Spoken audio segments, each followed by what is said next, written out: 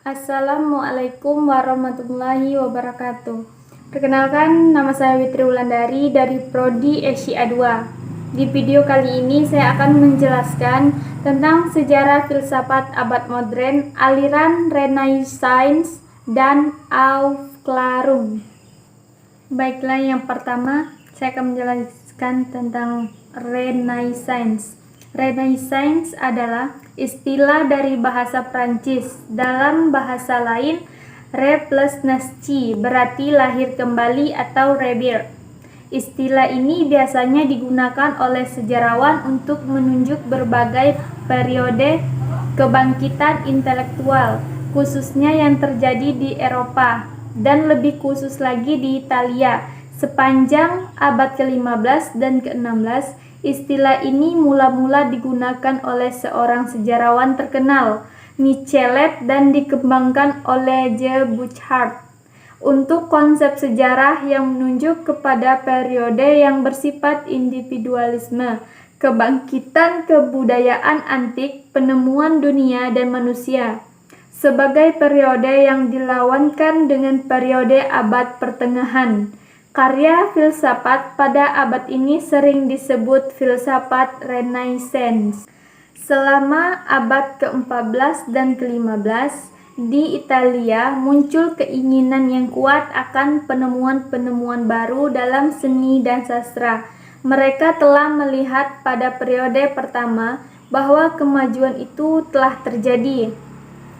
Ketika itu dunia barat telah biasa membagi tahapan sejarah pemikiran menjadi 3 periode, yaitu ancien, medieval, dan modern.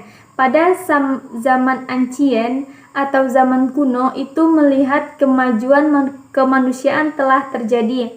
Kondisi itulah yang hendak dihidupkan. Zaman Renaissance rupanya dianggap juga sebagai suatu babak penting dalam sejarah peradaban.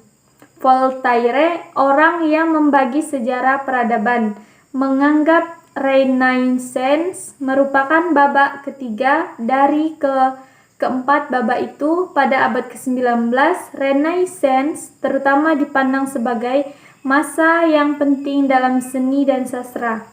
Zaman modern filsafat didahului oleh zaman Renaissance. Sebenarnya secara esensial zaman Renaissance itu dalam filsafat tidak berbeda dari zaman modern. Ciri-ciri filsafat Renaissance ada pada filsafat modern.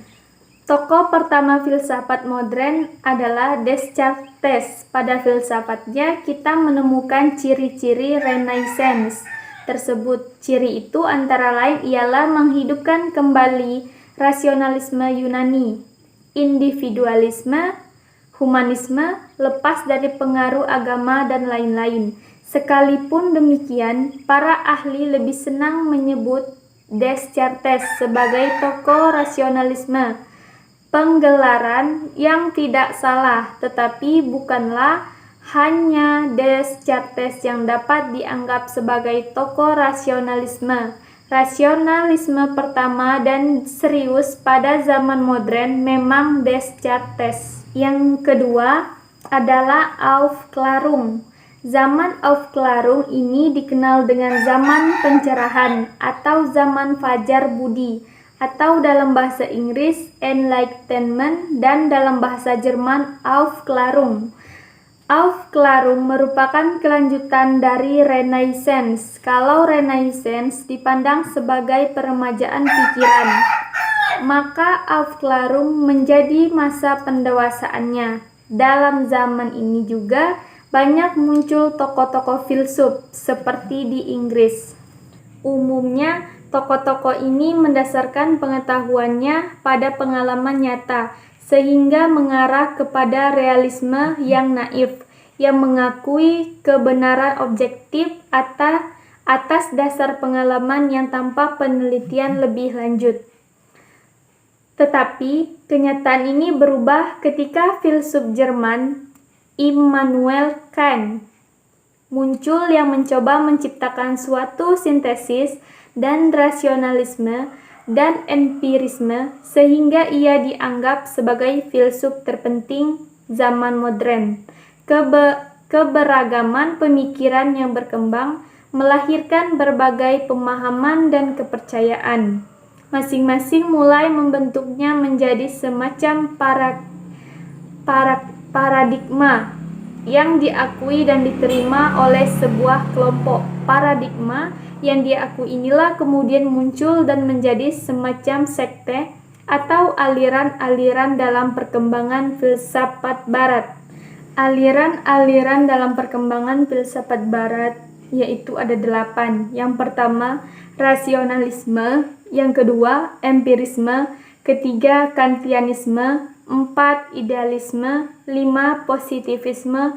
Keenam, pragmatisme. Ketujuh, fenomenologi. Kedelapan, eksistensialisme.